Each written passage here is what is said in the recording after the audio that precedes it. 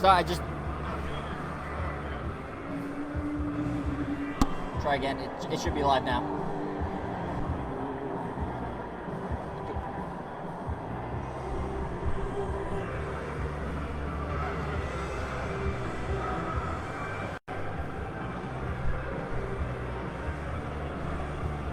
We're gonna get started in a moment.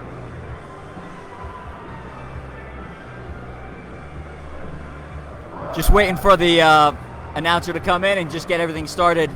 Give us a couple minutes and we'll get the show started for you.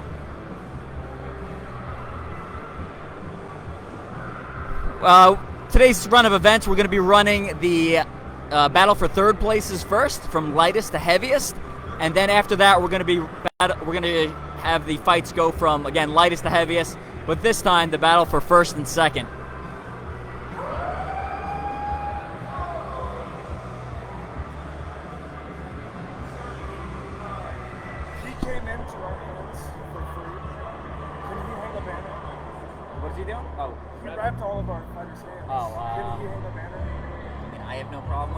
Someone might come to tell you to take it down. I don't know. Yeah. Can you put it by where you're wrapping hands? For sure. Yeah. Do that, and then that way it's like, well, this is the company that's wrapping your hands. So that. Well, RS routine, but yeah. I didn't even think about that. So the background music is kind of loud, but you're gonna turn it down a little bit, right? I can hear you. There's a significant delay. Like I can see you talking and it wasn't going through, but it actually comes through pretty clear, just like a 20-second pause. How's the camera? It's good? Are you guys gonna have the music will be loud? Yeah. The music will be cut during the bounce? Yeah, you're gonna have to try to. You're gonna have like background music during the bounce. But are we running music during the bounce? Yeah.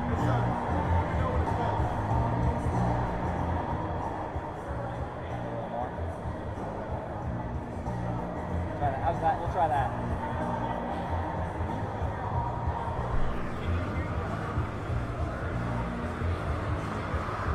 Hey, if you're just joining us, we're just waiting for some final conditions check before we get things started. Once we do get started, there'll be commentary running for the entire length of the fights. And again, if you're just joining us, we are fighting from lightest to heaviest. The battle for third is up first, and then lightest to heaviest again, battle for first and second.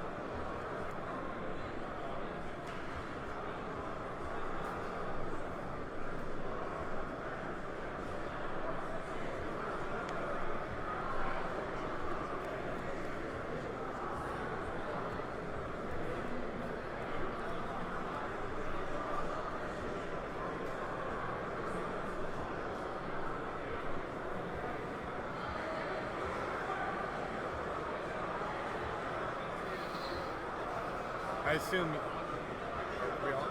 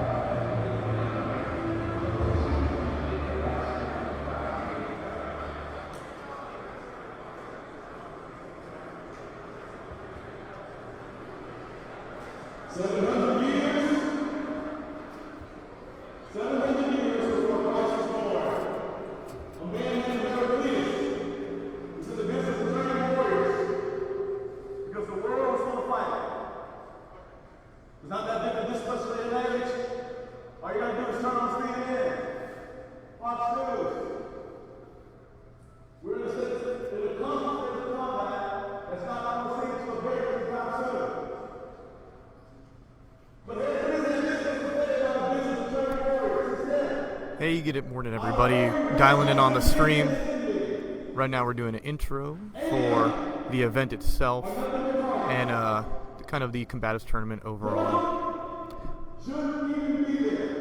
Shortly we'll be starting the fighter intros and bouts. Thank you for dialing in.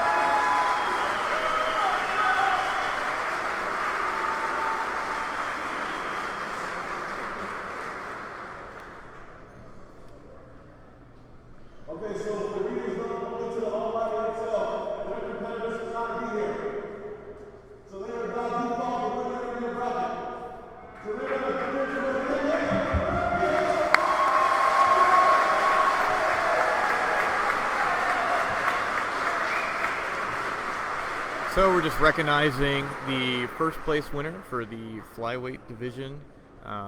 They have a smaller bracket, less lighter weight fighters, but we wanted to give them the honor of recognizing them in the tactical enclosure in front of the big crowd. They still came out, they fought well, and they deserve the recognition.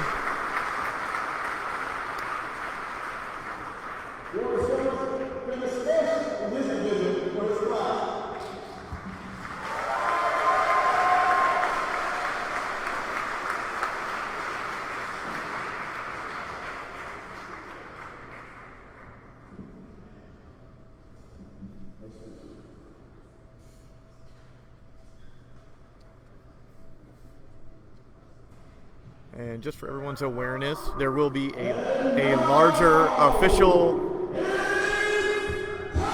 Victory Week award ceremony tomorrow on Fort Riley, where all the winners will be recognized again in front of the full military formation and leadership.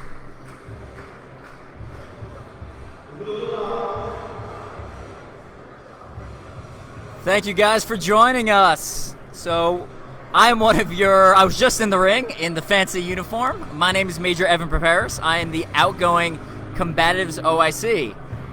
I'm joined by Major John Jordan. John, say hi. Hey everybody, Major John Jordan. I'm the incoming Combatives OIC. I was sneaking in comments. I'm not sure what all you guys could hear from the announcements in the ring. Just want to make sure everyone's tracking the event so far. Basically just opening ceremony type stuff, and then awarding the medals for the competitors whose opponents were not able, for medical reasons or whatever reasons, to compete today in the finals. So now that that's done, we'll be moving forward to the first competition bouts coming up. So let's get to know, since we have some time, we're going to get to know your two co-hosts, or your co-host for a little bit. We're not Joe Rogan, but we are active duty in the Army, been training combatives for our entire Army's career.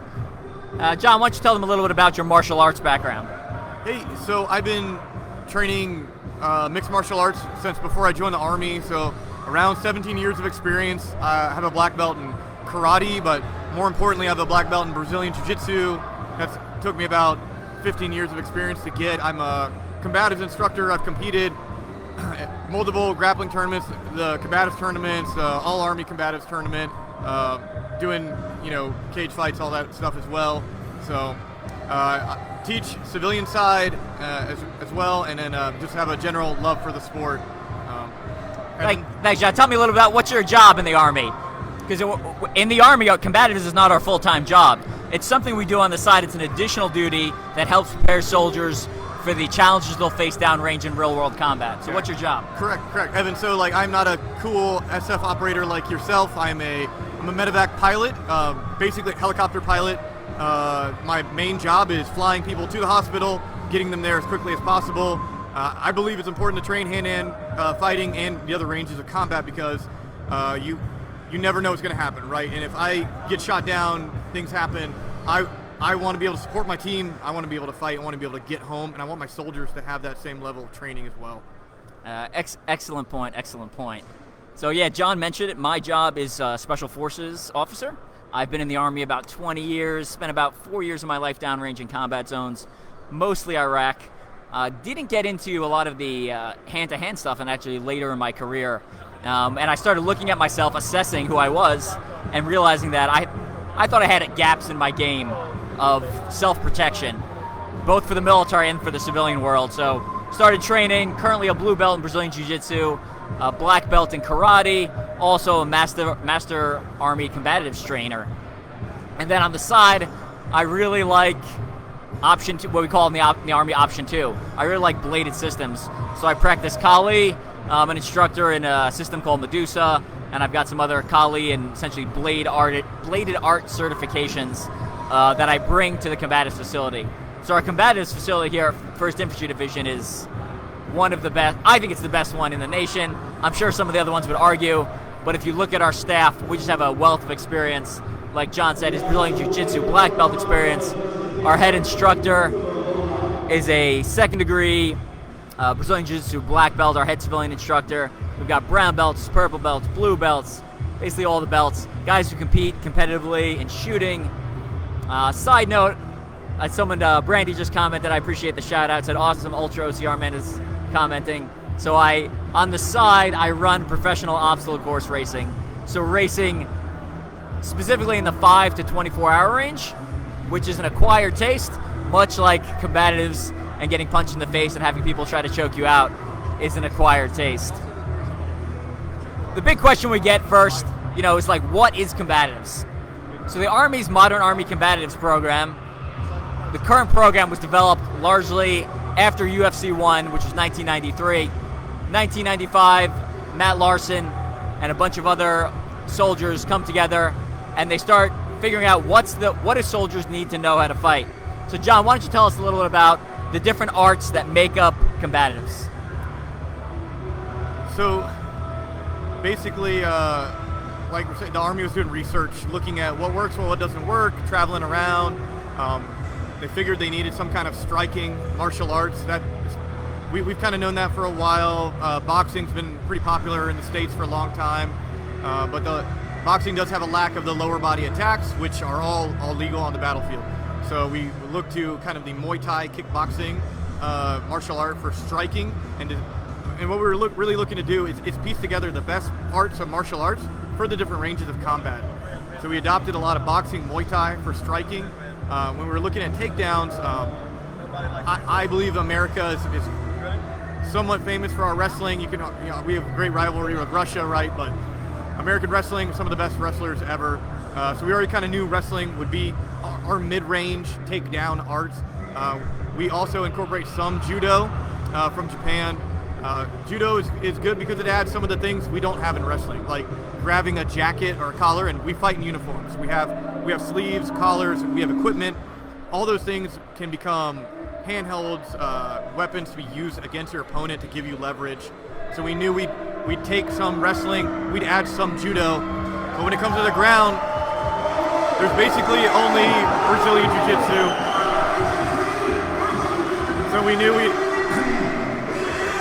when it comes to finishing the fight, we would need joint locks and chokes, mostly coming from Brazilian Jiu-Jitsu.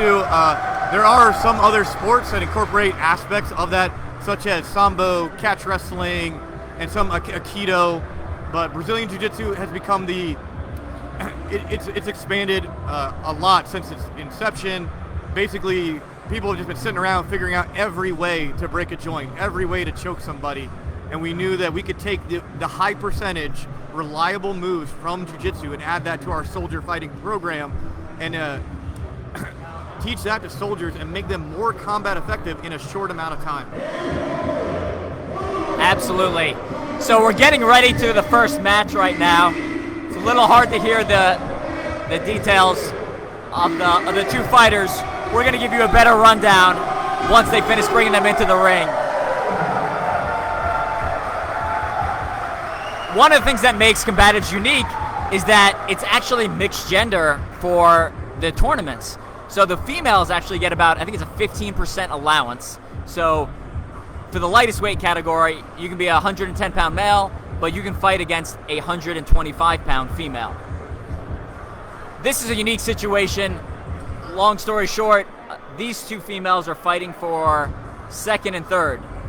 So we tried to do an all-female tournament for this one, and the goal of that was just to bring in more females to Combatives, right? Combatives is not, we're not MMA. This looks like MMA, but we're not MMA. The goal is to get soldiers ready to fight on the battlefield. So the goal is ultimately to bring soldiers in, pressure test them, see how they perform in high-pressure environments with an elevated heart rate, and just teach them some combative skills. So with this group right here, these two soldiers essentially preferred to fight each other as opposed to fighting for first. So they forfeited their first place match, and they are fighting for second and third. And we are underway. In the blue glove, you'll see the wraps on the gloves. In the blue gloves, we have PFC Jocelyn Lyons from First Eng.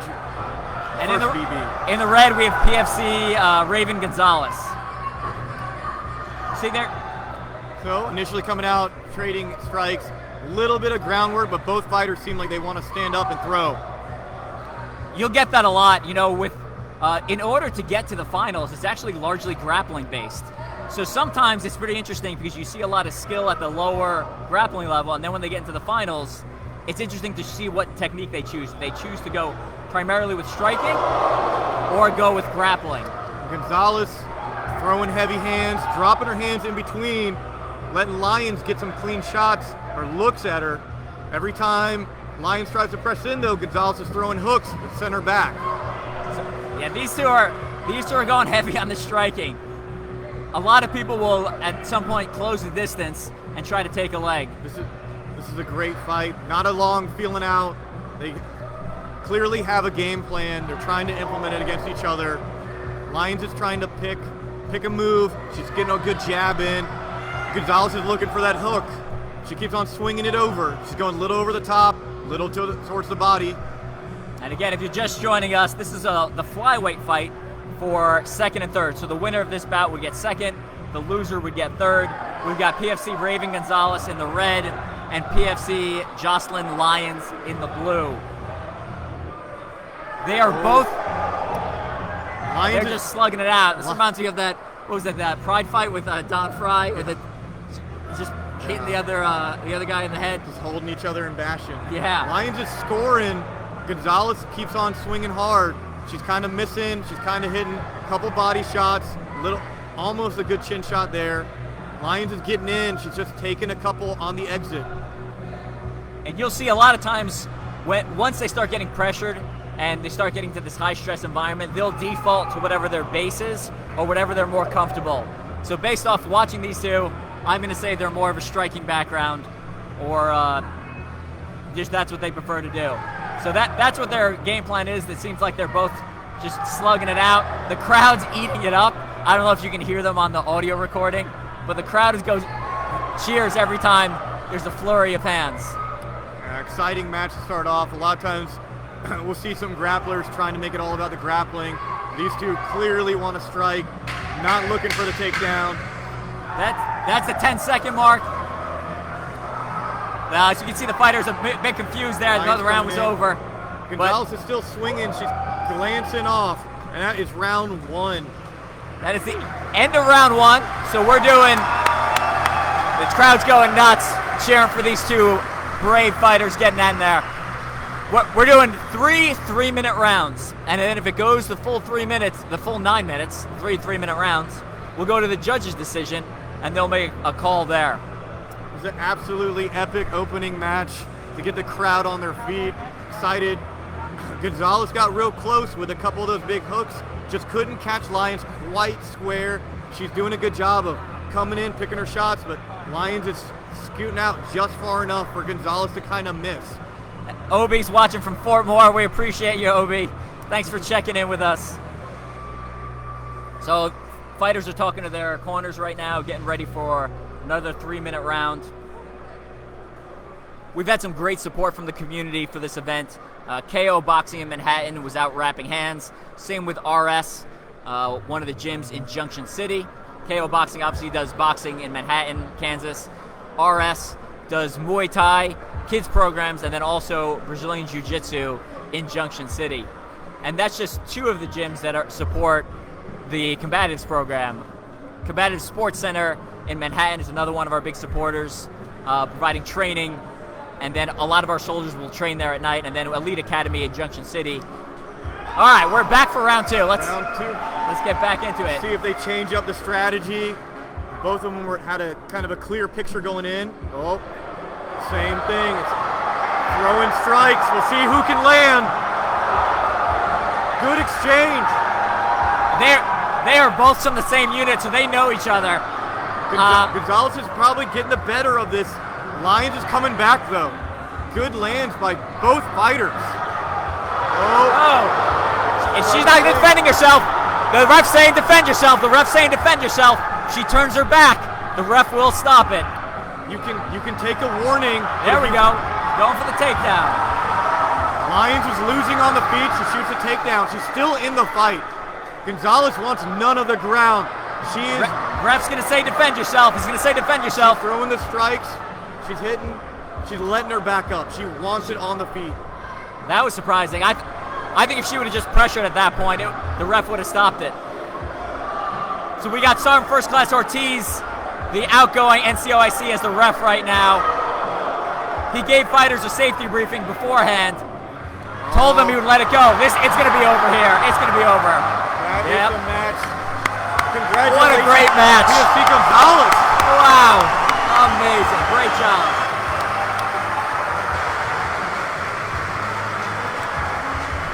Crowd's going nuts.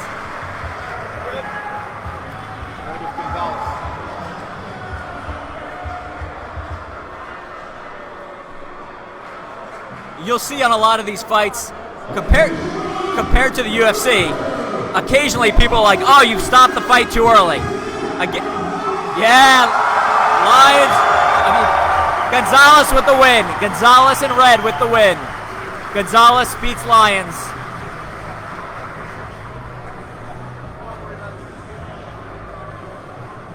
As I was saying, you know, this is not quite like the UFC. We are full-time soldiers, so our soldiers still have to go back to work tomorrow and on Monday. So we try to let them fight to the point where one person is clearly a dominating position and the other person is not going to come back, but we also want to ride that line. We want to make sure no one's getting permanently hurt. This is the Army. We all have to pay for those medical bills. We need those soldiers to go back to work at the end of the day. So what they're doing right now is, as they left the cage, they went over to the medical station. They're getting checked out. We've got PAs here. We've got medics on site. So we're going to make sure their health is a top priority for all these fighters. Yep, that's a great point, Evan. You won't. We try to stop it before in those UFC fights where you see people taking damage to a point that might not be recoverable, right? Like, these are our soldiers, our teammates. We want them back in the fight. We want to keep the action moving and make it as real as possible, but we also got to think a little bit safety, a little bit, how we're taking care of each other. So, good stoppage. The ref's looking for intelligent defense, right?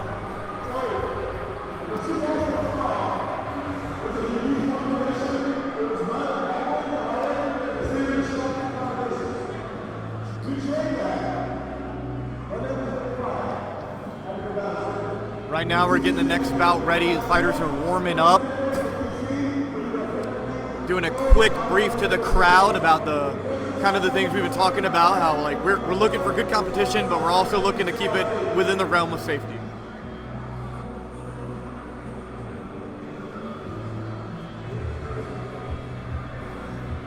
So Victory Week tournament, we talked a little about what makes Combatives different. Want to further elaborate on that. We've got a progressive rule set. As far as I know, this is the only competition like this in the entire world. So normally the first day is primarily grappling. So you start from stand-up, you do takedowns, and then you go for submissions.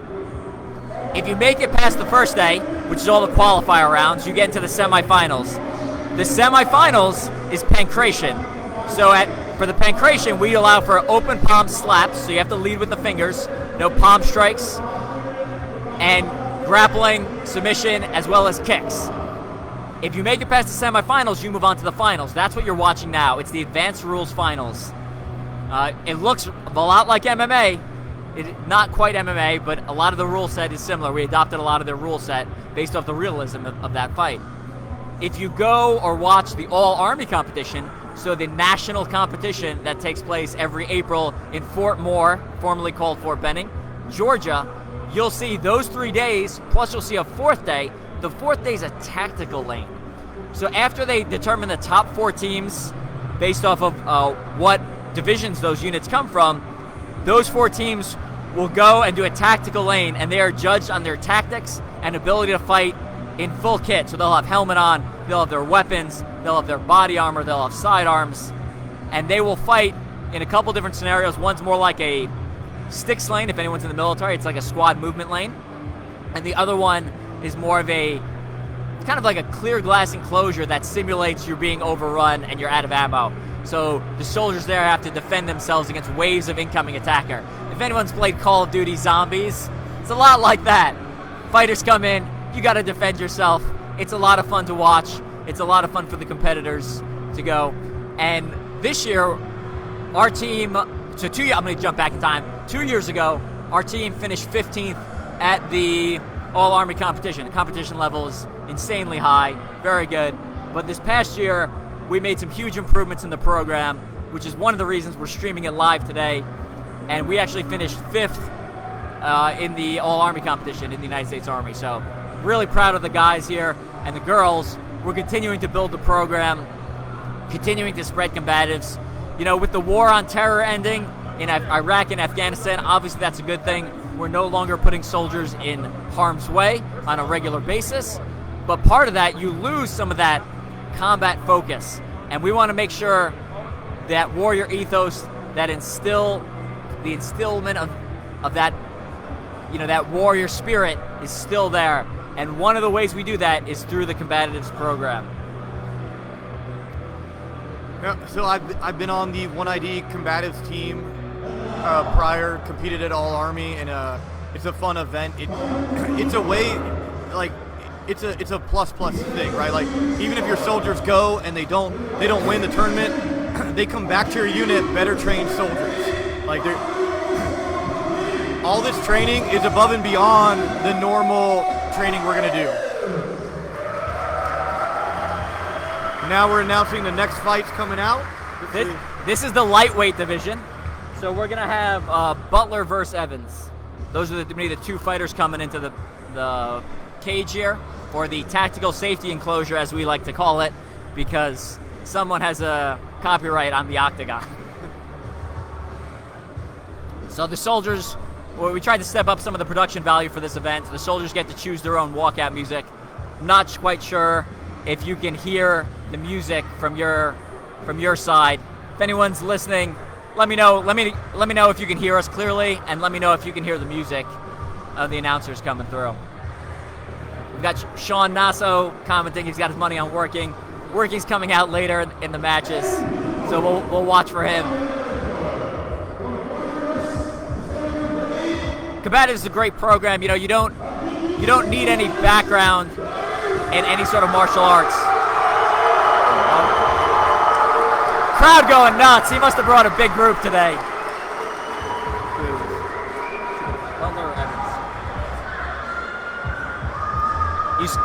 Reese, I appreciate it. Reese says you all sound good. No music. It is deafening in here. I'm shocked that our mics are just picking up us and not all the background music. So we got our two competitors. In the blue corner, we have PFC Alexander Evans from Sustainment Brigade 541st BCO. He's a wheeled vehicle mechanic. In the red corner, we have Specialist Bricia. I'm probably mispronouncing her name, but Bricia Butler. She's a 41st Sustainment Brigade. She's a combat engineer. I watched a couple of her opening matches. She took out some tough dudes. She is an epic competitor. It was really fun watching her fight. I'm glad she's made it this far. PFC Alexander, or Evans, he is no slouch as well. I saw a couple of his matches. Good grappling. I'm excited to see how their striking goes for both fighters. Yeah. Alexander's got some jiu-jitsu training, a couple months, but his primary background is in Muay Thai and boxing, so I'm expecting a strike-heavy round coming from the blue corner. Evans is throwing. Butler's looking to close the distance. I think that's a smart move. There we go, and it's over. That's over. That's over. Oh, Butler was willing to get back in there and fight. A little wobbled on the feet. Ref's going to make the safety call. Yep. And again, we are looking out primarily for the soldiers' safety. We want them to pressure test. We want them to compete. And you'll see it over and over again. When we stop the fight, a lot of times the soldiers will be like, no, I could have gone on. And it's like, yes, you could have, but I also need you back at work the next day. So, yeah, we would like them to not take too much damage while they're actually competing. This is a fun event for us. It's part of our Victory Week fun activities for the whole division.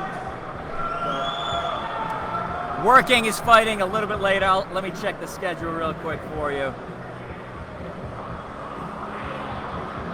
That was a great match. That was quick. He's violent. Working is the cruiserweight. He's fighting for 3rd and 4th. So let's see. We have welterweight is next, middleweight, and then cruiserweight. And that's when Working will be fighting. A lot of respect for these soldiers. You know, there's a lot of people in the stands. We had about 70 people sign up for this event. That's been our largest competition in the last 6 years.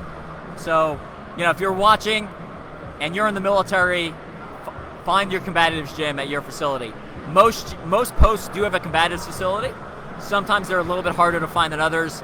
Not all of them do have Facebook or social media, but start asking around. A lot of times they run level 1 and level 2 programs, or basic and tactical courses we call them, throughout the year. And that's our primary certification method. our primary certification method is 3 different levels. For those who've been in the Army a while, you may remember the old system, the 4-level system. I'm gonna let John talk about that because he went through most of the old system all the way up to level 3, and I went through the new system. So in the old way, like Evan said, we had four different levels, increasing the certification to be an instructor, to run unit training, or to run a tournament.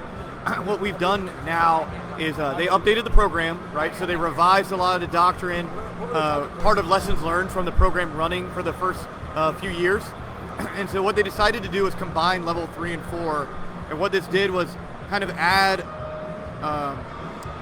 some of the new changes we wanted to implement to the program, and then make it a little easier to get those instructors, and make the course a little easier, where we were having to give up soldiers for a month for level 3 and then another month for level 4. Now it's 1 month for both, and it's called the Master Combatives course. So now, new program, level 1, basic course, level 2, tactical, level, if you were gonna give it a level, it'd be level 3, right? But it's the Master course, so it falls in line with other things we do, like we have Master Gunners, we have Master drivers, all the other stuff, Master Combatives trainer.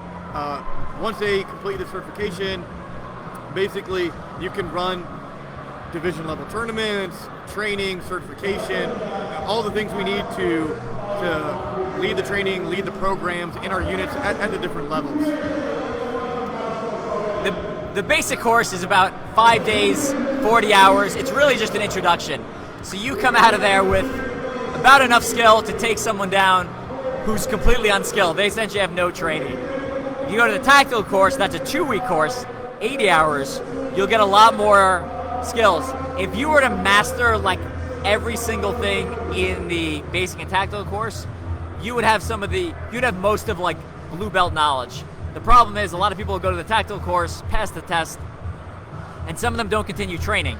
And anyone who's in the Army knows if you rely solely on the Army for your training, whether it be fitness, whether it be shooting, whether it be combatives, you're not going to be able to compete with a lot of the people who train in the civilian world, who train on the regular basis, consistently, persistently, for a long time.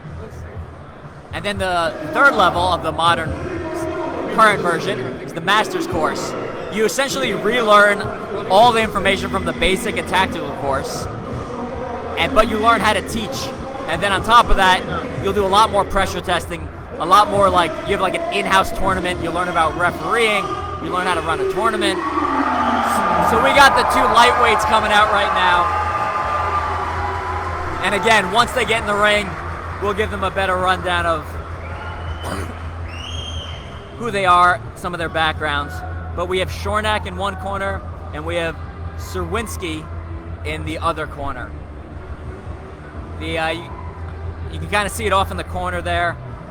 Sergeant Ortiz, one of our refs, checking them one last time. Again, he's making sure they don't have any watches on, they don't have any things in their pockets, knives.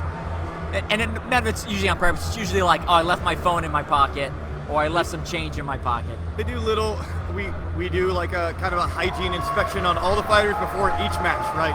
That encompasses fingernails, the toenails, bottom of the feet, general wearability of the uniform, serviceability. Their hands are already professionally wrapped and inspected separately. Our coaches had to sign their hand wraps, tape them up. They're good to go. They're kind of certified beforehand. The shin guards are put on. We've been allowing the fighters to tape them into place. It's mostly a comfort thing. They don't require the tape, but helps.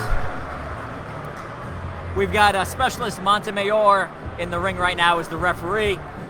He's one of our master certified combatives instructors, longtime supporter of the program.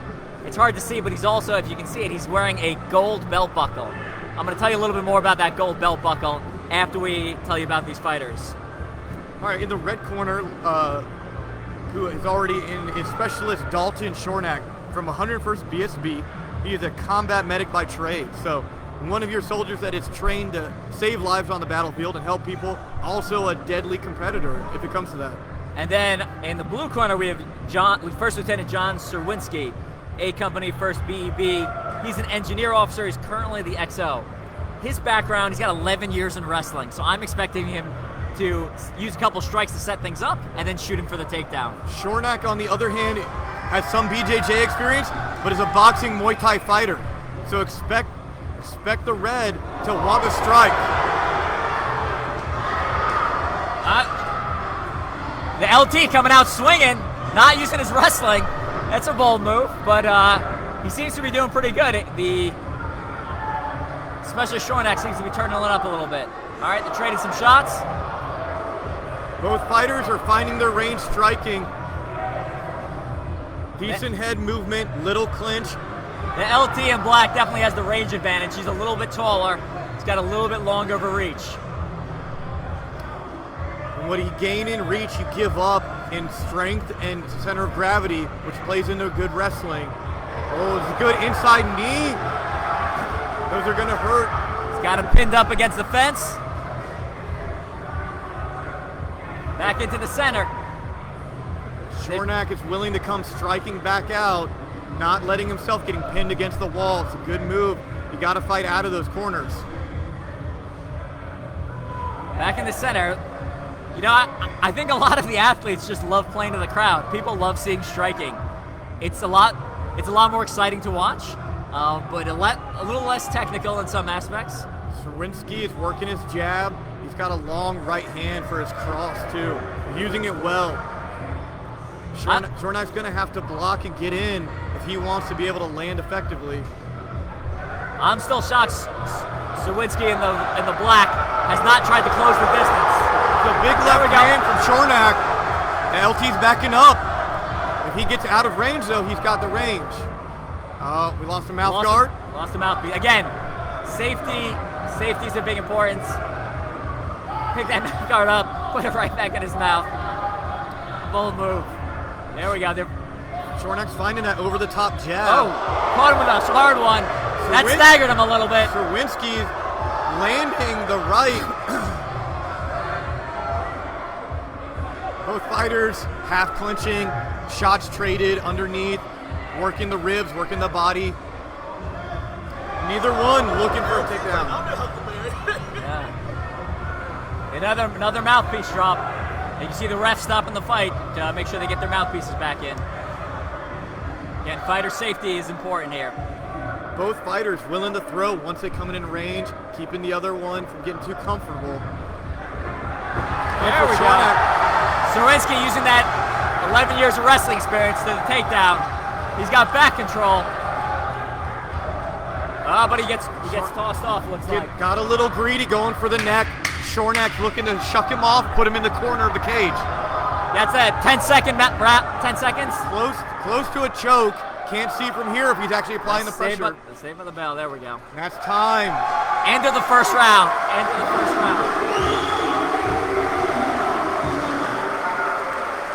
That was a close round, John. I mean, who are you giving it to? I think it's dead even. I'd hate to try to score that one. That's a rough one for the judges. The takedown at the end was initiated by Shornak. Sarinsky came out on top. In Combatives, we try to promote the top fighter, right? Excellent point. We're not guard players. We step forward and we take down the opponent. So I got to think in the judge's mind, Sarinsky, he finished that round strong and on top. He's probably edging Shornak. That's a good point. I almost forgot about that. Yeah, we promote the top position. Even being in someone's guard, if you're on top but in someone's guard, we view that as an advantage to the person in the guard. Because in combat, if you're on top, you can strike. A lot of times you'll be able to access secondary weapons, pistols, blades, etc.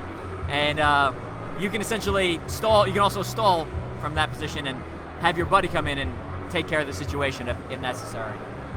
Both corners going over strategy with their fighters. Interested to see if they'll change it up. If I was trying to tell Shornak something, I'd be watch that long jab, watch that long cross. Sarinsky rotating, staying on the outside. He wound up on top on the takedown, but if he can circle out, stay outside and pick him apart, he can score and stay pretty clean. I would tell Sarinsky to close that distance, use that wrestling experience again. With the striking, I feel like they're pretty even, and all it takes is one lucky shot from one person to stagger someone. And then Zorinsky's trying some kicks, mixing it up. Neither one were too heavy on the legs the first round. again, you can see the fatigue. 3 minutes mass exertion. If you've never fought in combat sports, the level of exhaustion it's awful. I don't care. Again, I'm an endurance athlete. When I spar, train hard, it's next level. Shornak getting a couple good hooks. Zorinsky slightly blocking them, just taking a little bit of moving him around. He's trying to work the kicks. Shornak following up with the punches. Yeah, two fighters feeling each other out. See some of our other fighters walking around, getting ready for their fights in the background. There's a couple good knees from Zorinsky. We'll see if Shornak wants to stay in the clinch with him. That looked like a groin shot. That looked like a low blow. But he's countering with some uppercuts there. Shornak with some uppercuts. The competitors are required to wear athletic protectors. We do have protection underneath their clothes worn. Zorinsky's working the cage, trying to tire out Shornak, using those knees, using his length to get in and strike. It's good to see some of that cage work. You know, for the combative system, we teach pushing people against the wall for when you're entering and clearing rooms. So this is some of the direct applicability from the cage into something you'd see downrange in Iraq or Afghanistan. Yep, the real world has walls. We're clearing buildings. We're going through city streets, alleyways, all these things. They can be used to your advantage. If you put someone against a wall, they cannot generate power. They cannot move forward as effectively into you. If you can put them in the corner, they have even less room to move. You start limiting their options and allowing yourself to control the situation and score while they have to primarily play defense. Szerzynski just going for those knees. Again, he's got to watch it. Coming awfully close to the groin there of Specialist Shornak. Again, if you're just joining us, Szerzynski, First Lieutenant's in the black t-shirt. He's got the blue gloves on. And Specialist Shornak is in the tan brown t-shirt. He's got the red gloves on. Yep, Zorinsky's using modified tie clinch, overhooks, underhooks, just trying to keep Shornak busy where he can't strike and he can't pummel out. And that was the 10-second mark. So it's going to go to the next round. Takedown might score some points right at the end. Shornak gets a couple of uppercuts coming out of the clinch, but that's the round.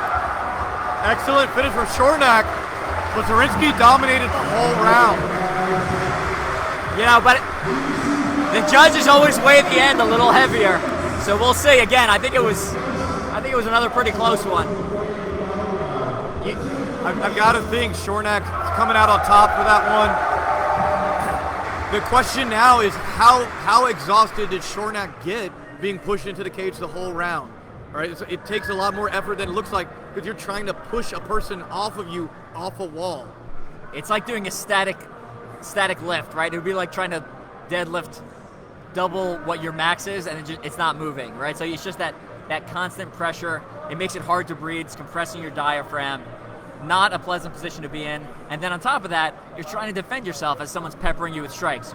He throws an uppercut, you block the uppercut. He throws a hook to the head, back and forth. So it's a rough position to be in. When you're leaning on the fighter too, you can conserve energy. So I got to think Zorinsky's going to be the fresher guy coming into our last round. We are on round 3. Again, it is 3 3-minute rounds. So the fighters are getting ready for the final 3-minute round. If it goes the full 3 minutes again, it will go to the judge's decision to decide the winner. And this is your middleweight bout. This is your middleweight bout. Oh, Shornak catches him. His right hand coming over the top. Goes back to the body. Zorinsky a little too confident, not giving him the respect. He's not firing his jab like he was before to keep him back. Shornak's getting in close.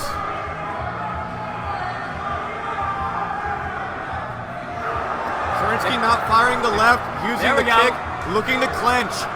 Outside trip takedown. Shornak gets the headlock. Shornak going for back control. There we go. Good technique. He's just mounting his back, throwing those hooks. Now, ref just said defend yourself. Zorinsky sneaking out the back door and finishing the takedown. Nice, got him pinned against the cage here. Shornak looking to put his feet on the cage and push out of the corner. This is what we're talking about. It gets hard. You got a whole body pushing you into the corner. Oh, Zorinsky stepping over to mount. Into mount. Shornak needs to get out of here. Zorinsky can make space. He's going to be able to rain down punches, and Shornak's not going to have a lot of defense left for him. We got the photographers in our way. A little hard to see what's going on, but Those are our essentially Zorinsky is just trying to secure his position, get into a good position where he can open him up for strikes. Meanwhile, Shornak's trying to get a knee shield in there, trying to create some space so he can get out of that bottom position. Both fighters doing a good job pummeling for inside position, looking to sneak in strikes. Zorinsky using his body weight to press and wear out Shornak. And not a comfortable position to be in. You're just carrying all that weight in the bottom position. Shornak, almost a triangle attempt. Zorinsky That was coming good. over top. Excellent use of punches to pass the guard. Zorinsky's throwing the punches, making Shornak defend so he can move into side control. Now he's improving. Now he can throw more strikes or move to an even better position. Shornak's holding his head, but he largely needs to play defense from here. He cannot secure an effective choke unless he can roll him top to bottom. See Shornak got his head around, not really anything there, just kind of stalling at this point. Strzezinski's probably taking a breather, waiting to get it loose. Strzezinski throwing a couple of knees to the body there. Again, we use a lot of our strikes and combatives to open up other windows. So some knees to the body might make him drop his hands, then he can switch to the face. And then if he wants to go for submission, that's the 10-second mark. Looks like this is going to go to the decision. You see a small burst of energy from both fighters. You gotta look for the finish. You gotta finish strong in the eyes of the judge. Specials Montemayor, our ref, stopping the fight, making sure no one's getting additional strikes in after the bell. The crowd is going nuts. 3 full rounds. These soldiers were battling it out. We love seeing this. I especially love, as an officer myself and as a leader, I love seeing the leaders get in there and throw down. Red or blue? So we go into the judges, always kind of nerve-wracking for fighters. Did you do enough? I gotta think our blue corner fighter, Zorinsky, he was on top. He was dominated second round. Shornak had good defense at parts, but finishing on bottom at the end, I don't think that's gonna leave the impression of him winning the fight. I'm leaning towards Zorinsky, blue corner, first lieutenant, but we'll see. You never know what the judges are paying attention to and what they're kind of focusing their emphasis on. Our judges have a mix of backgrounds, so we've got one judge, Sean Roberts. He teaches at Combatives Sports Center. He's a Brazilian Jiu-Jitsu black belt. We've got another judge, Hector Leon. He trains at RS in Junction City. He is a Brazilian Jiu-Jitsu brown belt, but also a former professional MMA fighter. And then our third judge, Jason, he is a former infantryman. Oh, here comes the judge's decision. So our third judge, Jason, is a 20-year infantryman veteran and a blue belt himself. He's recovering from an injury, so he hasn't been training Brazilian Jiu-Jitsu recently. But we're going to the judge's decision. It's a little hard to hear. I believe it's a split decision. Oh, unanimous decision. Strzezinski in the blue corner. Strzezinski in the blue corner. First Lieutenant Strzezinski with the win from the blue corner by judge's decision. That was a great match. Epic fight. Both of them fighting the whole time. Neither one of them quit. Zorinsky did a great job using his length first round, pressing into the cage second round, third round, getting into more of the grappling. The good display of we did striking to mid-range to ground, bringing I'm assuming his team, spouse, whatever, in the ring, getting recognized. It's a great job, awesome fight.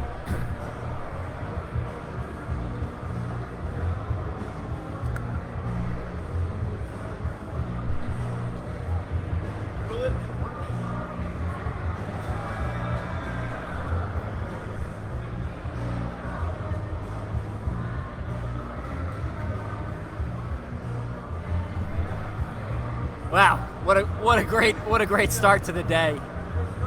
We are in an hour in, a couple of fights in. Up next, let me see who's up next. While I do that, let me tell you about.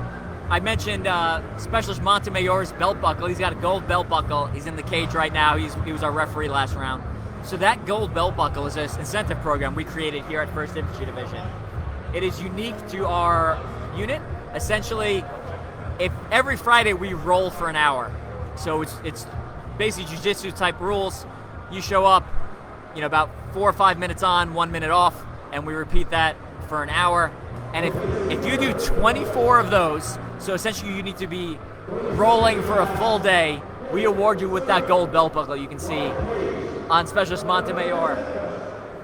Yeah, there you see him pointing at the belt buckle, showing his hard work. He was one of our first guys to earn it, one of our consistent performers, one of our consistent athletes and fighters showing up to train. The group we have in the Combatives program is just phenomenal. I can't say enough good things about them. These guys spend their free time, their lunchtime training, pretty much 5 days a week. They come to the basic, the tactical, and the master's course.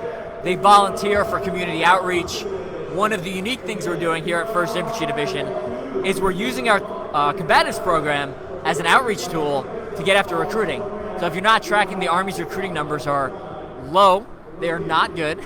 So one of the ways we're getting after it is we actually take our Combatives team and we go visit high school gyms and we visit their wrestling teams. We visit Brazilian Jiu-Jitsu gyms and we do free seminars. We show up, we teach for an hour, and then at the end of the hour, we're like, what are you doing after high school or after you stop training Brazilian Jiu-Jitsu or tomorrow?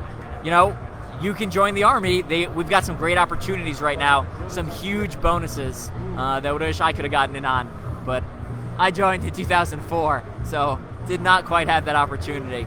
I was in the post surge of patriotic individuals coming in after 9/11. We do offer at 1st Infantry Division Combatives, we do offer free lunchtime training. So every day, 8636 Rogers Road. Anyone who's listening that's on Fort Riley, you can show up. Any of the soldiers that on Fort Riley can show up. 11:30 to 1300. Monday, Wednesday, Friday, we do grappling focused. And like I said, that Friday's that 1 hour roll. Mondays and Wednesday tend to be more technique focused. Monday and Friday, we do primarily gi or OCP. You can wear either. Tuesday, Thursday is striking focused. Tuesday tends to be more boxing focused. Thursday tends to be more kickboxing focused. Again, you can wear civilian clothes because it's during lunchtime, or you can wear PTs, whatever you're comfortable in. Come out and train. For the lunchtime training, there's no need to RSVP. You just show up with a good attitude. Again, you'll see, if you show up on a day, we're not going to be like, all right, now we're sparring full contact. We will build you into it. You do not need any skills to come and join the Combatives program. The Combatives program is built to take people from zero to competent on the battlefield. It's not designed to take you from zero to Brazilian Jiu-Jitsu black belt. But like I said, we do have guys that train both at work and in town at a bunch of the gyms I mentioned. RS and Elite Academy in Junction City, Combative Sports Center, and KO Boxing in Manhattan. So lots of great training opportunities. It's just a great opportunity we offer here at Fort Riley for our active duty population. Like Evan was saying, you don't need any equipment. You want to do boxing, we've got boxing gloves. You want to do jiu-jitsu, you can wear your uniform, you can wear your PTs, whatever you got, all of it will work. No skill level required, right? Like we will train you, we'll get you there. A lot of times this training, if you want to do it, it becomes a thing you got to do in the evenings, the weekends, it costs money. A lot of our soldiers can't afford that, or we're in the field, we're working, we have families, we're busy. So we try to make this available during lunchtime so you can pursue this while you're still doing your other job. You can be getting better, building a skill. You can be helping your unit, right, by becoming a better soldier. And you're not necessarily taking away from anything else. We got the next two fighters coming in. We got Willett, I believe, and working for the cruiserweights, I'm pretty sure. Next two should be Willett and working for the cruiserweights. Again, once they finish the ring announcements, we'll give you a complete rundown of their bio, their backgrounds, what unit they're representing, some of their martial arts experience. Just had a couple of people in the comment ask if there's seats. Someone else said there's plenty of seats. I don't know if I'd say plenty. There are seats. You do have to you'll have to kind of squeeze your way in. A lot of people are standing off onto the sides. But yeah, the best angle is to come down and watch in person. We're trying to provide this for you so people who are not around can watch, maybe family, friends. If anyone's currently hanging around on social media, please share this. If you're in any fighting groups, martial arts groups, share this live stream, get the word out. We're trying to spread the Combatives program to rebuild that warrior ethos, keep it strong during this time of peace. You never know what tomorrow brings when it comes to the military. September 10th, 2001, no one thought we were going to war. September 11th, we all knew we were going to war. And it was too late to start training. So you gotta get ready and you gotta stay ready. Because when it's time to deploy, there's not a whole lot of time to actually do the training. Typically what you're doing is packing equipment, taking care of medical stuff, finalizing paperwork, and then you get on a plane. My first deployment, I showed up to my unit and they were like, cool, go on leave for 2 weeks, we're leaving. So the first time I met most of my unit was downrange.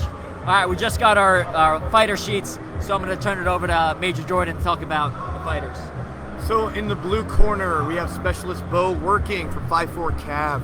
He is a Bradley mechanic, a 91 Mike. In the red corner, entering the octagon now, is Sergeant Jason Willett from 15 FA. He's a culinary specialist. So both our fighters getting checked out now, getting what's it called? Certified by the ref. A couple instructions, and then we'll get going. For Sergeant Willett, he's got a blue belt in Brazilian Jiu-Jitsu. Look to see him do a little more grappling, stuff like that. For Specialist working, got a wrestling background. Look, he's a dynamic fighter. Look to see him looking for the takedown, looking to make this a scrappy fight. We've got a lot of support in the comments for Specialist Bo working. All right, the fight is on again. Bo working, Specialist Bo working in the blue. Again, the color is the color on their wrists, not the color on their legs. Working's throwing. He's coming. He's closing distance. Working coming in hard. Willett trying to answer with some kicks. Our commenters think Working's going to take it in the first round with strikes. We'll see. We'll see. Oh, takedown. Excellent. Nice clean takedown. Excellent double leg. Willett recovers guard. Like we said though, we favor the top fighter. Working is in the better position here. Although there are submissions, Willett can throw at him from guard. Working's doing a good job pushing him against the cage. He's going to start limiting the amount of jiu-jitsu moves that Willett will be able to use from his back. Good strikes from Working, passing to half guard. The half guard, he's got him pinned against the cage. You can see Sergeant Willett trying to get back on his feet. He's back on his feet. It's a good stand-up. They clean break. Both fighters looking to exchange again. Back in the center of the cage. Again, the fans here love the striking. Every time you hear a striking exchange, those who are live, you hear the crowd erupt. Willett's throwing the hard kicks, but he's dropping his gloves. Working's looking to throw and get in. Oh, glancing shots from both fighters. Working's pushing the action though. Willett's looking to back up, pick and move. Beautiful double leg again from Working. As long as he stays he's out of the guillotine trouble. Now he's just pushing down on Willett. Willett is a scrapper though. During the semifinals, he took some brutal hits from First Sergeant Rosario and kept going. It was a great match. Oh, he's on the back. Working avoids the sweep, but exposes his back. He's pulling like a little inside single, trying to get Willett back on his butt. If he can suck it in, he'll get him down. And a big slam. Crowd going nuts. The crowd is going nuts. Willett has the triangle choke though. Working did all that excellent move. He's got to defend the submission. Triangles are very hard to get with the shin guards. They're very hard to get. We will see. Triangles with the shin guards, it becomes really hard. One of our brown belts, Brazilian Jiu-Jitsu, had tried to lock in a triangle at All Army last year and couldn't get it due to the shin guards. See Specialist Montemayor monitoring closely. Working is staying calm, fighting out of it. He needs to get his head up, arm across the body. 10 seconds, that's 10 seconds. If he can He's survive gotta this, hold on. he'll get out of the submission by the end of the round break. I think, they've got his head out again. End of the round, end of the round. Woo. Those triangles, while they work great in MMA, they work great in Brazilian Jiu-Jitsu. When you put the shin guards on, it becomes really hard to lock it in. You can get close, but with the level of fighters who are made it all the way to the finals, just that pressure without actually locking in is probably not going to get them to tap. In an earlier round, you might have been able to pull that off. But again, with these guys have won multiple matches at this point, focused on grappling and pankration to get to this final Advanced Rules Finals, which is an MMA rule set. Excellent first round, working, pushing the action, controlling the center of the ring. We promote the dominant fighter, right? The aggressive fighter. That is what we need. At the end, Willett had a follow-up, right? He took a couple takedowns. He came up with a new strategy to throw the triangle and try to survive by using that submission. It's hard to tell how close he got, but it was good enough to stop working from advancing and make him defend.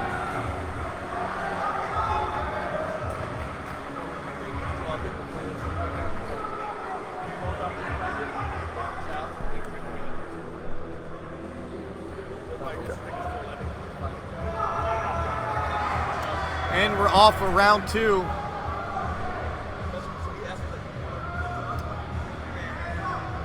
Working, pushing forward again. Willett circling to the outside.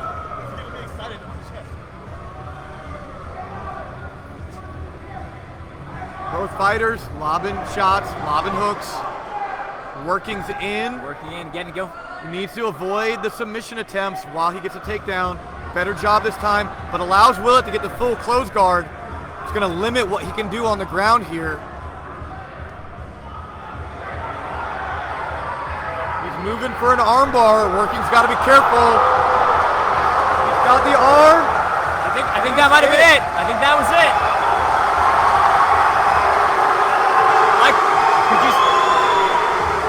I had a little trouble seeing what was going on. Did you see who got it? I believe it was the armbar, belly down armbar from Willett.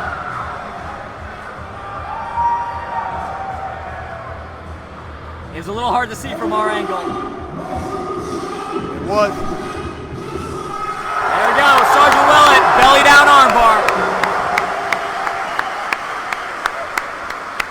It's a good strategy from the jiu-jitsu guy, trying to set guard traps if you can't win the takedown. So, Working had a great takedown, pushed him into the corner. Willett isolated the arm. Got a belly down armbar. Finishes the armbar. It's always risky to leave your arm behind or allow the guy to open the guard. You can maybe get a pass, but they get a good look at the submission. We got a shout out for PFC Foster from Kim Barnhart. Foster's fighting later. I believe he is in the finals for the heavyweights.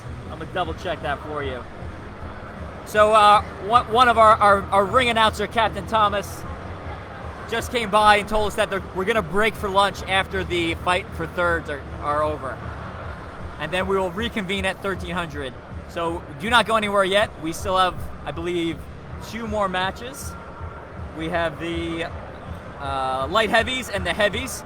So we got 2 more matches before the break for lunch. We're going to take a break for lunch whenever those 2 matches end, reconvene at 1300, and then you will see all the fights for first and second. A lot of great fights so far. Loving what I'm seeing. Again, this is about building that warrior ethos. And the same type of person who's willing to get into a cage and battle it out in front of their peers is the same type of person who's willing to enter that room first and have to fight either with firearms, blades, fists, grappling, whatever it may come to in a combat environment. And that's what we're here for. That's what we're getting after. We're building that warrior ethos, pressure testing moves in front of their peers.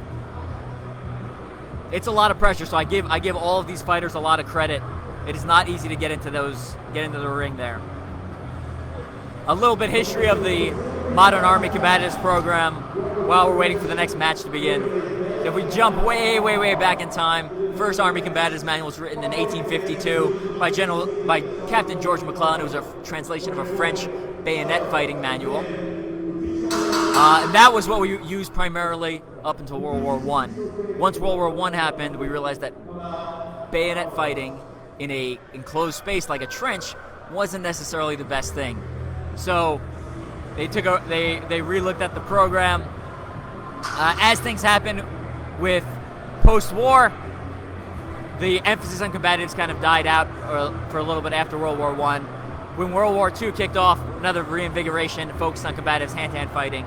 We used a lot of stuff from Sykes and Fairburn, gutter fighting methods. So there's a whole community out in the civilian world that specializes in World War II combatives.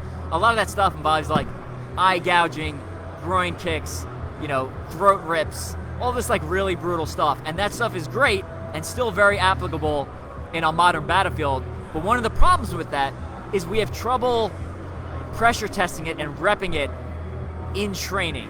One of the benefits of grappling is you can go nearly 100% and not cause permanent injury. So after World War II, we used that kind of that World War II, that gutter fighting combatives for a while. After World War II, again, post-war, you get a dip and focus on combatives. For a while, it turned into what we call the combatives dark ages, where basically whoever was your local black belt, that's what you learned. You had an Aikido guy in your unit, I guess we're doing Aikido for training. You had a karate guy, I guess we're doing karate. You had a Muay Thai guy, I guess we're doing Muay Thai, right? And that's the way the Army worked for a while. Fast forward 1993, UFC happens. Huge milestone in the world of combat sports, in the world of martial arts, in the world of combatives. Matt Larson, staff sergeant at the time, takes a look at the program, starts developing it here in the Ranger Regiment. They were doing great, beating up all the other platoons, and it kind of spread from there. So we really have to credit Matt Larson as the father of the Modern Army Combatives program. Adjusted the program, published the first manual shortly thereafter. Program was the same up until 2009. 2009, we took a bunch of lessons learned from Iraq and Afghanistan, adjusted the program, started putting in more weapons retention, more secondary options, transition to a blade, using objects in your environment, using your helmet and stuff like that. That's how we developed the current program we have now. We got the light heavies coming in right now. I believe that was Sergeant Eldridge coming in, and then we have Jamie or Jaime. We'll see it. Lieutenant Jamie, I believe. First Lieutenant Jamie, I think it is. Sergeant Eldridge and First Lieutenant Jamie. That's who this match is. They do get to choose their walkout music. I know we can't really hear it. I can't hear it either. Eldridge is walking out to "Girls Just Want to Have Fun." This might be my favorite walkout song of the day so far. We did awards for best walkout song. This is in the running. We've seen all sorts of stuff. I've heard Avenged Sevenfold so far. I know one of our fighters later on is walking out to the Fort Riley song, which I think is hysterical. He's one of our regulars. I'm not going to tell you who it is. You'll have to stick around to watch that match. That's going to be after lunch at the 1300 mark for the fights for first and second. A lot of people. We got our fighter sheets, I think. No, we don't have our fighter sheets. Just kidding. A lot of people will go through the Modern Army Combatives program and then stop training. And if you do that, your martial arts is going to stagnate and regress. So in order to be good, you got to train on the outside, which is why we're so thankful for our community partners. RS, who's here wrapping hands in Junction City. KO Boxing from Manhattan. And then CSC in Manhattan. Combative Sports Center, and then Elite Academy in Junction City. We've got a lot of support from K-State, actually. Dr. Art DeGroat, huge shout out to him. He's been a big supporter of the program, and one of the reasons we've been able to do all the different things we've done. Just saw a pretty sweet roundhouse kick, I believe that was. Warming up the legs. Could be a foreshadowing of things to come, or maybe he's just psyching out his opponent, and he's going to shoot for a takedown. We'll see. All right, we just grabbed the fighter bios. I'm gonna turn it over to Major Jordan. He'll give you a rundown of the 2 fighters we have. All right, so in the blue corner, we have Sergeant Dakota Eldridge from 163 Armored Battalion. He is a tanker. Background in BJJ, boxing, Muay Thai, has done some amateur MMA fighting. In the red corner, we have First Lieutenant Luis Jamie from Bravo Company 116 Infantry. He is an 11 Alpha Infantry Officer, platoon leader, has a background in Brazilian Jiu-Jitsu and wrestling. So, again, we have 2 more fights. This is the light heavyweight before our lunch break. We have the light heavyweight bout now. We'll have the heavyweights immediately after, and then we'll take a lunch break and reconvene at 1300. So LT, Jamie. I think Sergeant Eldridge is going to come out with a good head kick on this one. That's what I'm feeling. After seeing him warm up. Sergeant Eldridge has very fast whipping kicks. Ooh. Lieutenant Jamie trying to close distance. Jamie pushing in. There we go. Dominant position. Ground and pound. Ground and pound. You can see one of our master instructors monitoring. Eldridge. If he doesn't defend soon, he's going to stop it. Eldridge was defending. He loses it. Jamie wins by stripes. Good to see the sportsmanship there. Good to see the sportsmanship. That was a quick match, but I give a lot of credit to these guys. It takes a lot of courage to get in there in front of your peers and throw down. It's an excellent use of aggression, violence of action, putting the fight in a place where the other fighters are uncomfortable, getting that quick win.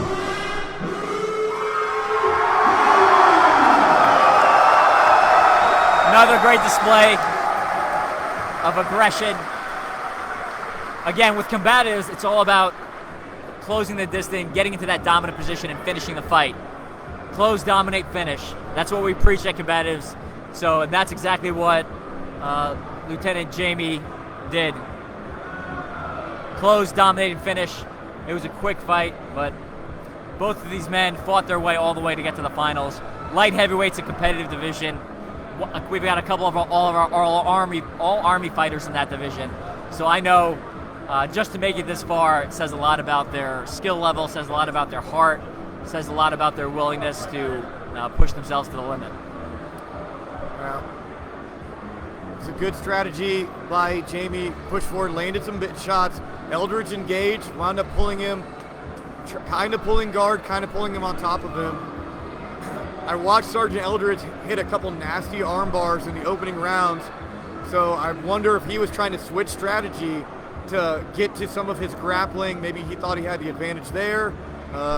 Once again, Jamie did a great job using strikes, moving to the mount, using more strikes, making it a striking fight, right? Where Eldridge couldn't get anything going in the defense. Ref has to make the safety call and the fight, and it's a good way to get the win, right? Just go ahead and use that speed to win the fight early, and you don't have to worry about, what other skills that fighter might have down the road. If you're watching from home, drop a note in the comments. Let us know where you're watching from. Let us know who you're here to watch, or if you're just here to watch the action. Give a shout out. Let us know who's watching and how things are going. We've got one more match. The heavyweights, always a good time. They tend to have a slightly smaller gas tank because they have a bigger amount of muscle to move. So usually those fights are pretty brutal up front, and then people gas out usually pretty early. Yeah. We're watching the explosive start. Most of our heavyweights, great matches going into the grappling and pankration rounds. A lot of experience, pretty big. One of our bigger divisions. We have a full bracket and third place bracket.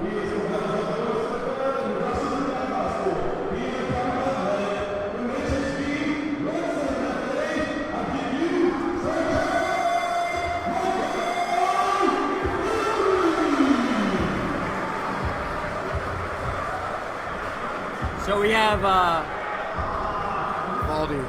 Cleveland and Grimaldi. Cleveland and Grimaldi are our 2 fighters coming in for this one.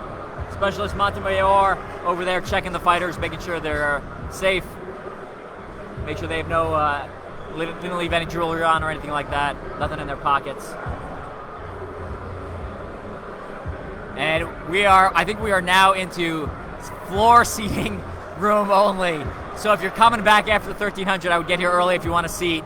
About 40 soldiers just walked in and took spots on the floor next to the cage. Definitely come in and watch live. That is the best show. But if you can't, if you're not local, you can listen to us and continue to watch the live stream here.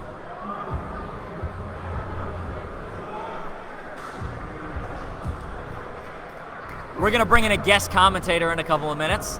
I'm going to introduce him once he gets here. I've been in the Army 20 years. I have my retirement ceremony to go to. It starts in 30 minutes. I'm supposed to be there in 2 minutes. I'm going to cut it close. I'm retiring. I guess what are they going to do at this point? But I got to go run to my retirement ceremony, hit that up, and then I will come back to broadcast announce the first and second fights. So we'll bring our new announcer in here in a minute. Keep talking.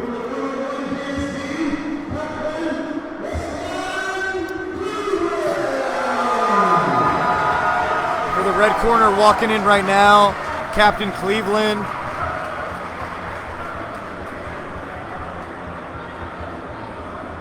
Blue corner, Grimaldi.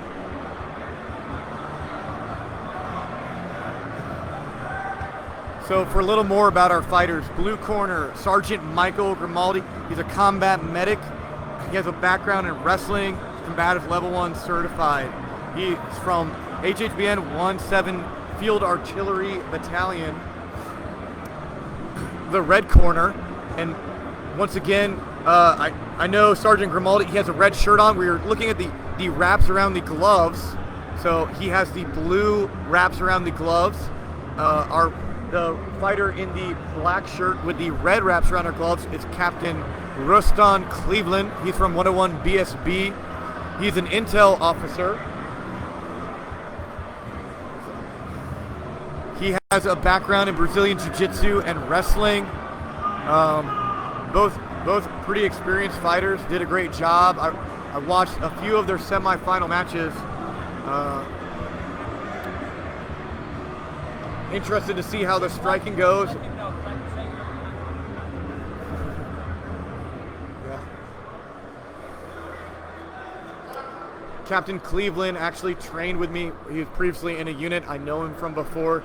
He's got a huge gas tank, lots of cardio, good wrestling, good jiu-jitsu. He is a small guy for this weight class. Sergeant Grimaldi, much bigger dude. Our 205 and above weight class, it's like if you're 206 pounds, it just goes up to whatever, right? So Grimaldi comes out, big punches. Cleveland's taking shots, goes down. That's gonna be it. That's it for the fight. Cleveland back up, ready to go, but the ref is gonna stop it. That's it. That's it. I guess we're not having a guest commentator for now. Wow. Like I said, the heavyweight division is almost an absolute. 206 pounds and above, you're fighting. This big weight class, but like the battlefield, you don't get to pick the weight class, right? A big shot from a big guy, that can do it. We have the doc in there checking out Captain Cleveland. He's one of our PAs from DeVarty. They'll make the safety call. And again, this is not the UFC. These guys got to go back to work, especially with heavyweights. The crowd is shedding, let them fight.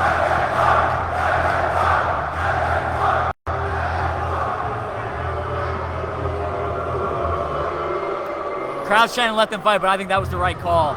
Again, with the heavyweights, they're throwing bombs to the head. You can't have soldiers getting their TBI, traumatic brain injuries, in there. Again, you want to see people spitting up blood and blood geysers, you watch the UFC. Again, we're training for battlefield here. Good fight. Nothing against Captain Cleveland. He's a tough fighter. He won some epic matches to get here. Big shots, though, do big damage. We're trying to look out for safety. All the fighters have been briefed on this. You take a big shot, you get staggered, you get rocked. We are going to do the safety call. They understood the rules coming in. Again, we told them. Everyone nodded their head at the safety briefing ahead of time. So, you know how crowds get. They get excited. They want to see blood. And I understand that feeling, but again, this is Combatives.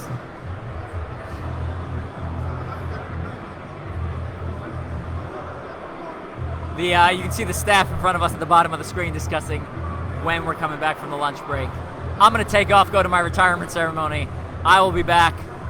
Please check in and watch the second half of the fights. They are going to be epic battles for first and second place.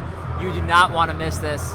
This is the most popular event of Victory Week. Victory Week is First Infantry Division's week where we compete in all sorts of different sports.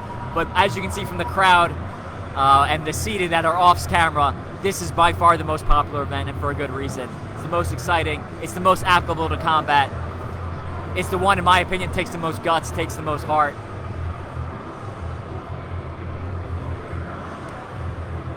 I will keep the live stream going. I will not talk the whole time during the lunch break, but we will leave this up for you to come back in, check in, whatever you want to do. When the fights get back going, we'll be here live.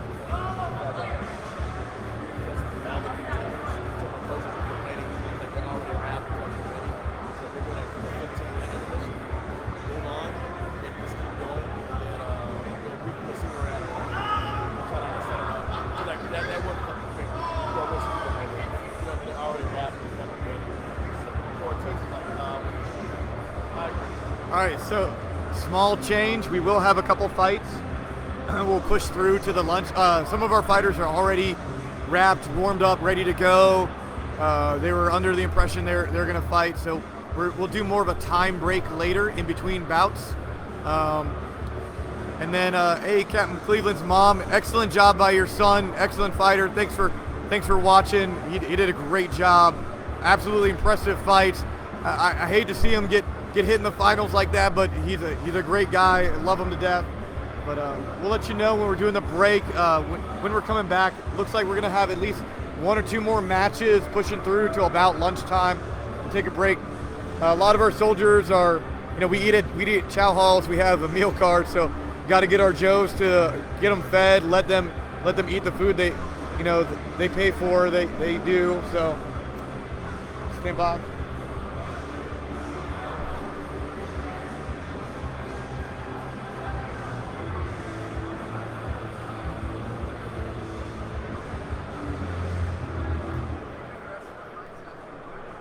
All right, so maybe we'll make more changes, but for now, the new changes, we're gonna do a 1-hour intermission between the fighters. I don't know if they're gonna have to rewrap some hands or whatever's gonna work out for the fighters, but small break.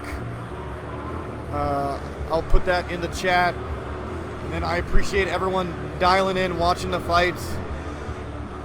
And we will get the action back going approximately 11:30.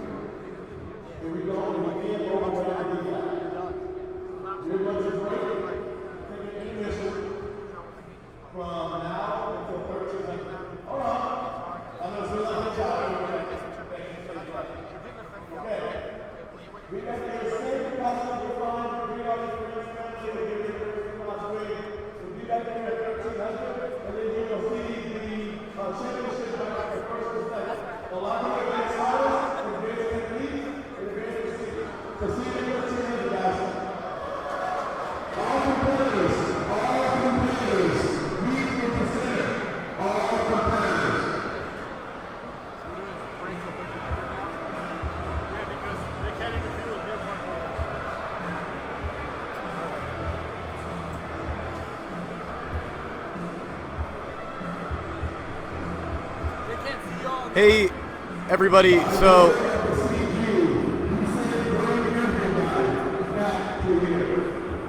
we're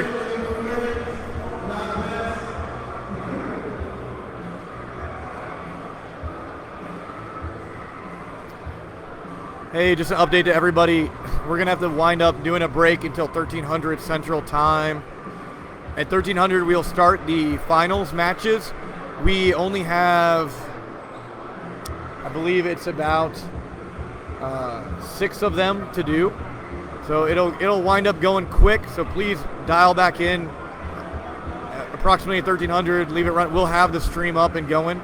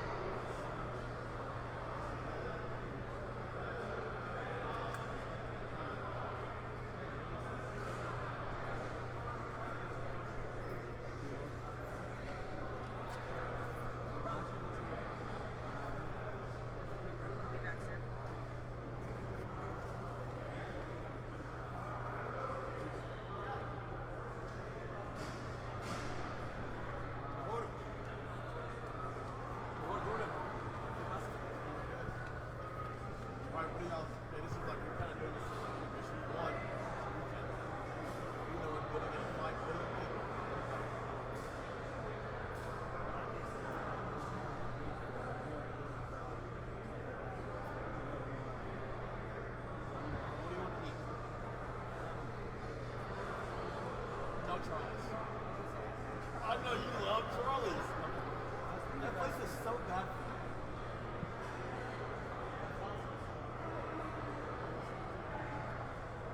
You really want Charlie's shit?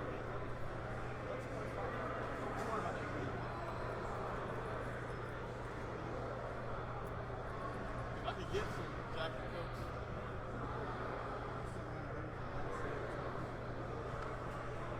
Sir.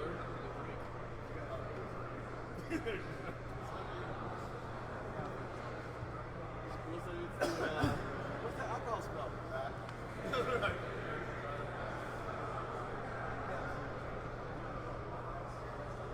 You think I can go get Popeyes? I'll send Logan to go get it. I can't go get it. They're like, oh, do you want a family meal? Yeah. But you don't have a family. It's like, oh. Don't make me do that.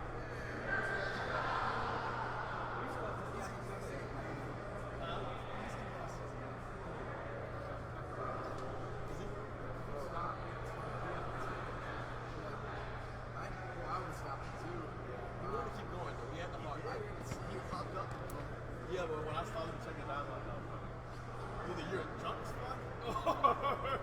He's tough, bro. He got the loss he got was he got kicked in your mouth.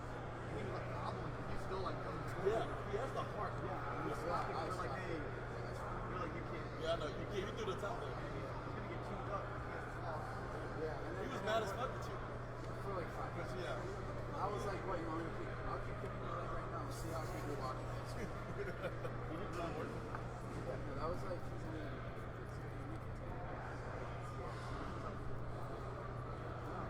I did not see that. I mean, I was a big book. Really? Yeah, the damn belly arm bar. I saw that. I was like, he got it quick. He put in the triangle quick. I was like, oh, damn. What is about to go night-night? Put him on pause.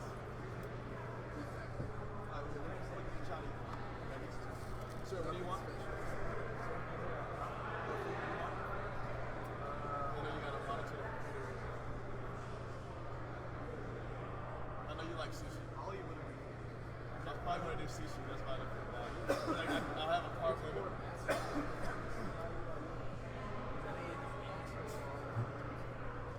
You guys still on? He's muted. The mic underneath the door. But like, there's no mute button.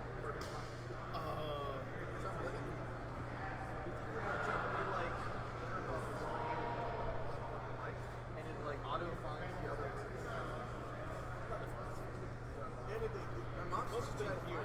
What is it? It's on Facebook, right? One I need back. Facebook? Yeah. Facebook is